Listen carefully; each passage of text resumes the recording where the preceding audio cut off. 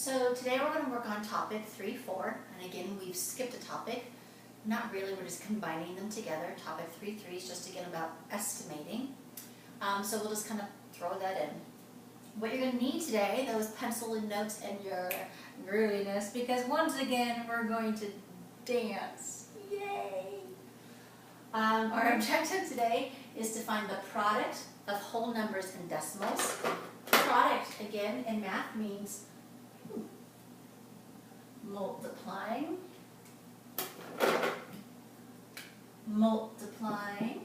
So we're going to multiply whole numbers and decimals. Now once again, we do not use x to mean multiply in our math class because it's too confusing with our variables. So we're going to use big old dots. Make sure you use really big dots though, so you don't confuse them with your decimals.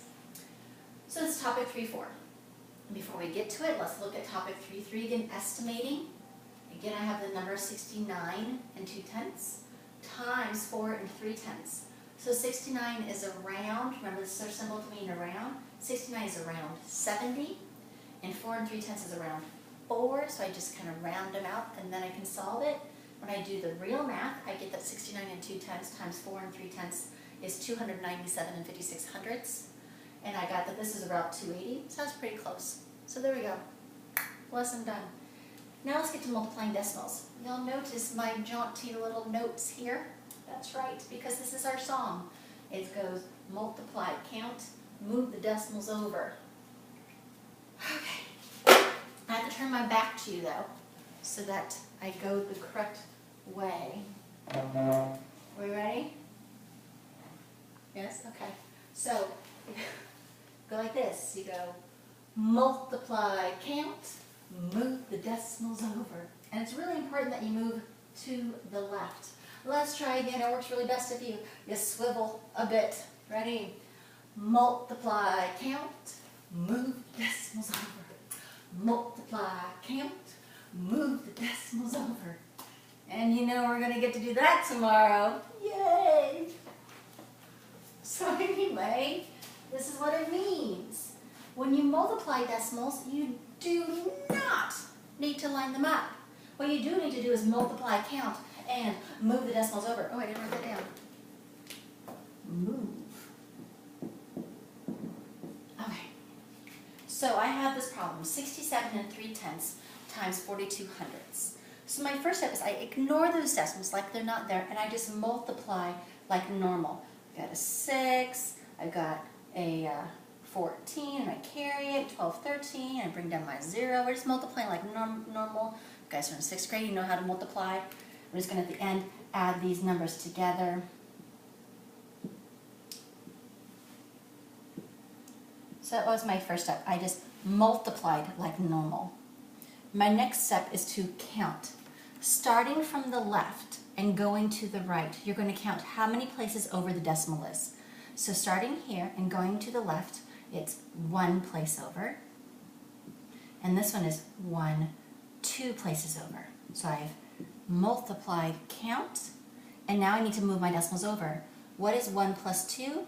1 plus 2 is 3. So this tells me I need to move my decimal starting here and moving to the left. Just like we danced, we need to move it over 3 places. 1, 2, 3. So 67 and 3/10 times 42/100 is around 28.266. Why does that make sense?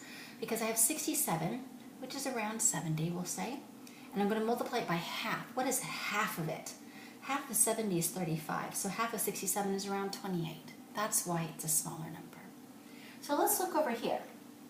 I have 53 times 9/10. So once again, I'm just going to multiply like normal because we're going to multiply. There we go. So 9 times 3 is 27. 9 times 5 is 45, plus 2 is 47. So after we multiply, we count. So this one has no decimals, so it's a 0. This one's decimal is moved over 1 place. So 0 plus 1 is 1, so I'm going to move my decimal over 1 place. So 53 times 9/10 is 47 and 7/10. Let's try one more time. Again, notice my decimals are not lined up, but they do not need to be lined up. We're just going to multiply. 3 times 2 is 6. 8 times 3 is 24. We're going to carry that over there. 3 times 0 is 0, plus 2 is 2.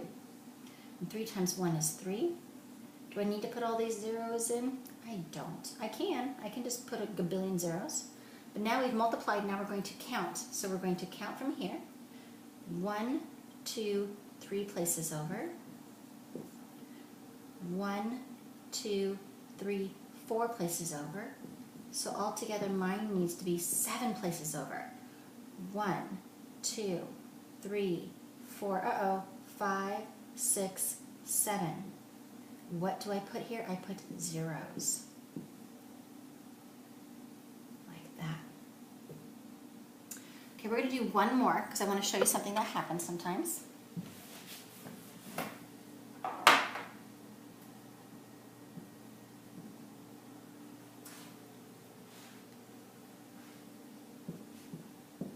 Okay. So we have 4 times 5 is 20.